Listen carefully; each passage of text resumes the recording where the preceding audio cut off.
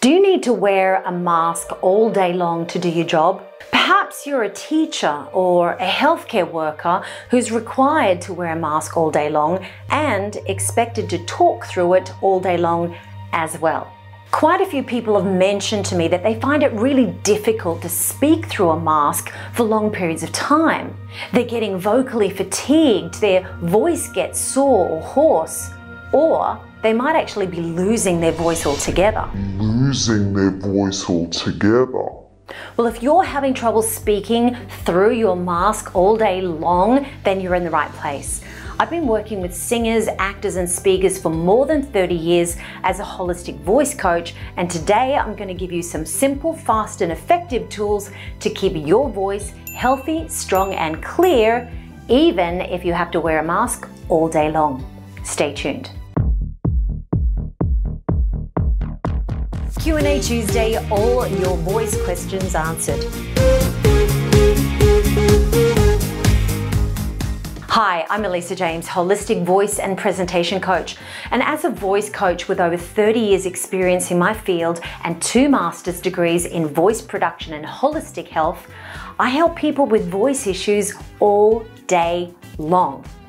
Now today, we're specifically talking about voice loss and vocal fatigue while wearing a face mask for work. And these tips will apply to anyone, whether you're a speaker, actor, or singer. So let's dive in and get this sorted, okay? I'm going to cover a few key areas that are all very important, so please pay attention and do not skip any of the steps because you won't get the results that you really want. Number 1, crisp articulation and slower pace. The first thing we need to do when speaking is to close the articulators properly when we speak. The articulators actually act like a braking system for the airflow. When people use too much airflow, this alone can tire out the voice. The 3 major articulators are the teeth, the tongue, and the lips. When you use these properly, you will notice that other muscles in your respiratory system kick in and help support the voice too. But more about that last, so stick around. If you clearly articulate as though the person is reading your lips, you'll be clearer and easier to understand even at a distance. But please don't over-articulate like Hermione Granger from Harry Potter, because you'll sound ridiculous. It's 𝒏𝒆𝒅, not 𝒏𝒆𝒅. The best way to get started is to feel the way your teeth close against your tongue in an S sound, for example. You can be really lazy and make a wishy-washy S sound, or you can be super crisp and articulate with a crisp S and less air. The key is less air, better closure. That means you'll actually get more sound than air when you speak, which in this case is exactly what we need to be heard clearly.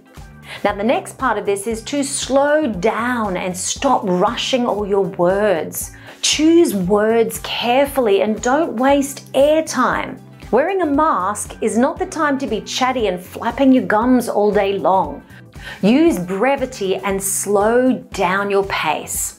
That way you'll save your voice from using it less, as well as improving your articulation and minimizing airflow.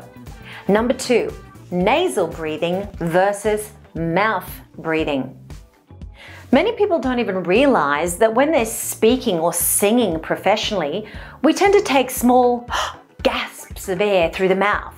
This is simply because it's faster and we can keep speaking or singing without extended pauses. Breathing through the mouth only takes a half a second or so, but taking a breath through the nose takes about 3 times longer. This is why people don't do it much. It's too slow and it's annoying for the listener. But here's the thing, the more air we take through the mouth, the more dry the vocal folds will get. People have also mentioned that not only do they breathe in the dust or the fibers from the mask when they're mouth breathing, but also the warmth of their own air being breathed back in makes their throat feel more dry. So take a nasal breath when you speak as much as you can to alleviate this feeling of dryness. This tiny little change could make a big difference to your voice. Number 3, resonance ramp up. Now, many people have no concept of what resonance means. Good resonance is key for all speakers and singers, and it really helps not only save the voice from harm or fatigue, but it increases the volume by up to 30% without effort or force. When you're using resonance correctly, it simply means that when you're making sound, you're moving the vibrating airflow forward into the mask area, the lips, the teeth, the upper palate, and the front of the face. If you've never done this before, you may not know how to do it, but you will know when you're doing it wrong because it'll feel like you're speaking from the throat. Having a throat or back placement of sound will absolutely lead to voice issues in anyone. So you do need to learn how to make the vibration come more forward to make the voice feel and sound more free and bright. Here's a simple exercise to try so you can feel that resonance come forward. We, wah. Keep the we and the wah in exactly the same resonant space. We, wah. We, wah. The W brings the vibration to the front of the lips. The E sound is also very forward and keeps the sound in the right place. When you try and do this from the throat by pushing, squeezing, or forcing, it sounds very different, like this. We, wah, or we, wah. What we need is buzz in the front of the face. So practice these sounds until you really feel the vibration coming more forward, and then add other spoken word exercises bit by bit. Start with really simple things first, like counting or saying certain tongue twisters, and then do some reading out loud to feel that vibration in the front of the face. You cannot do this correctly if you're lazy or mumbly or you speak too fast. So go slow and feel the buzz. Number 4, back pressure and support. Now this is the most important tip of all, and where every inexperienced singer and speaker go wrong.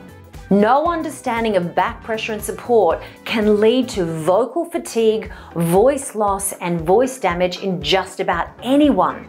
Politicians, teachers, and people who speak all day long for a living.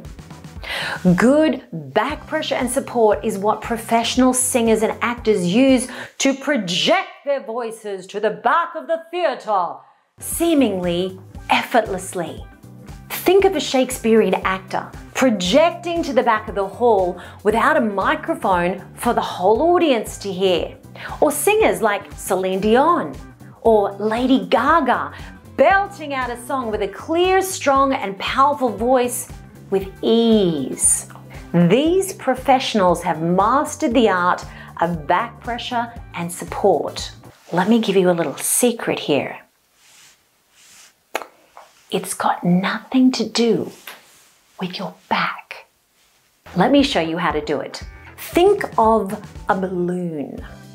When you put air inside the balloon, it gets bigger. When we hold the neck of the balloon, the air is now under pressure inside the balloon and it cannot escape. We do the same thing when we're holding our breath. Try it. Fill up with air. You can feel the pressure backing up inside the thorax cavity. That's what I mean by back pressure. Now, if we simply let go of the balloon, all the air will rush out really fast and make a really efficient sound like this. Right? However, if you hold the neck of the balloon and only let a tiny bit of air escape, still under pressure, it makes a really loud, annoying sound like this. Here's your answer. When the back pressure is kept inside the body and only a tiny bit of air is allowed to escape through the vocal folds and articulators, bingo, magic happens. Strong, clear, projected sound instead of a forced, weak and airy sound. Now let's give it a test run. I want you to say, "Hey!" as though someone's stealing your car, which is parked on the other side of the road. Feel your abdominals engage and your transverse abdominal muscles kick outwards towards the side. If you're doing this correctly, you won't feel any strain here at all. So go and give these tips a test drive for yourself. If you need voice training or voice rehabilitation training, click on the link below in the description box to book in a free consultation. Your voice is my passion. I'll see you next time.